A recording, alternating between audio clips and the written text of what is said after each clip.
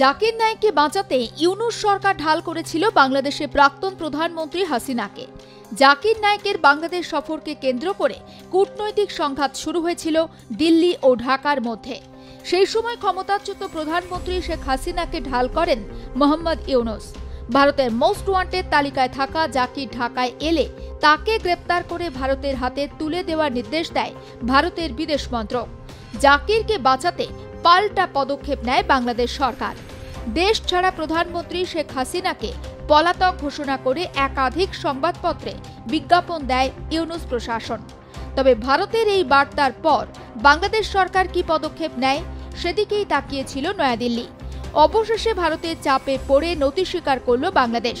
সাময়িকভাবে ভারতের most wanted Zakir নায়েকের Bangladesh সফরে নিষেধাজ্ঞা জারি করল মোহাম্মদ ইউনূসের অন্তর্বর্তী সরকার। মৌখিকভাবে অবশ্য ঢাকার তরফে জানানো হয়েছে, নির্বাচনের আগে ধর্মগুরুর সভায় পর্যাপ্ত নিরাপত্তার ব্যবস্থা করা যাবে না, আর সে কারণেই সাময়িকভাবে ইসলামী বক্তা জাকির নায়েককে বাংলাদেশে আসার অনুমতি দেওয়া হচ্ছে না। জাকিরের বিরুদ্ধে ঘৃণা ছড়ানো এবং বিদ্বেষমূলক বক্তৃতার অভিযোগ রয়েছে। জঙ্গি কার্যকলাপেও তার যোগ থাকতে পারে বলে সন্দেহ তদন্তকারীদের। জাকিরের জন্ম হয়েছিল মুম্বাইয়ে, তবে পরে তিনি ভারত থেকে পালিয়ে মালয়েশিয়ায় চলে যান। 2012 সালে জাকির নায়েকের এক বিদ্বেষমূলক বক্তব্যের জেরে দেশের বিভিন্ন প্রান্তে তার বিরুদ্ধে এফআইআর রুজু হয়েছিল। পরবর্তী সময়ে 2016 সালে বাংলাদেশের ঢাকায় হোলি আর্টিজান বেকারিতে জঙ্গি হামলা হয়। ওই ঘটনার পরপরই ভারত থেকে পালিয়ে যান জাকির।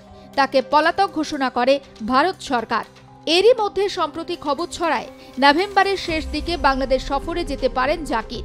প্রথম আলোর খবর অনুসারে বাংলাদেশেরই এক প্রতিষ্ঠান আগামী 28 এবং 29 নভেম্বর দুদিনের জন্য তাকে ঢাকায় আনতে চায়। তাকে ঢাকার বাইরে নিয়ে যাওয়ার পরিকল্পনাও ছিল ওই প্রতিষ্ঠানের। আর এই খবর চাউর হতেই শোরগোল পড়ে যায় ভারতেও। এরপরই জাকিরকে গ্রেপ্তার করে তাদের হাতে তুলে দেওয়ার কড়া বার্তা দেয় ভারত।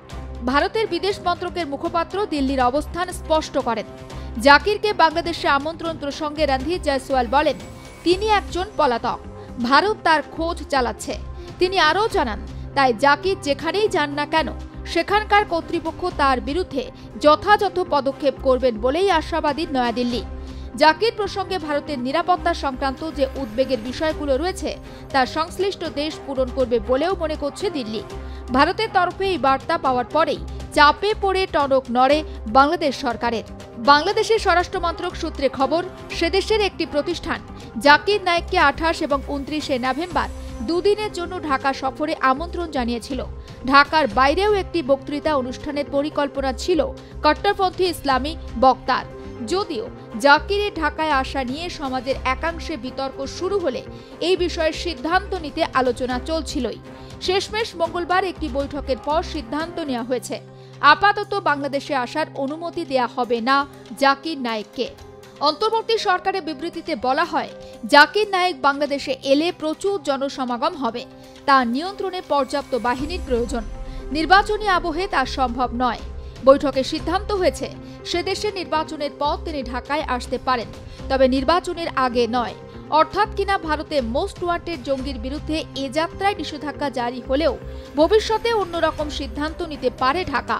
সেদিকটাও খোলা রাখল বাংলাদেশের ইউনূস সরকার। বাড়তে থাকা মৌলবাদের পালে হাওয়া দিতে বাংলাদেশে আনা হচ্ছিল জাকির নায়েককে। জাকিরের সফরের নেপথ্যে পাকিস্তানের ইন্ধনও থাকতে পারে বলে মনে করছিল বিশিষ্ট মহল, যাতে মৌলবাদকে অস্ত্র করে ভারতের উত্তর পূর্বে অস্থিরতা ছড়ানো যায়।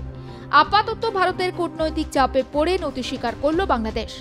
ব্যুরো রিপোর্ট, আর প্লাস নিউজ।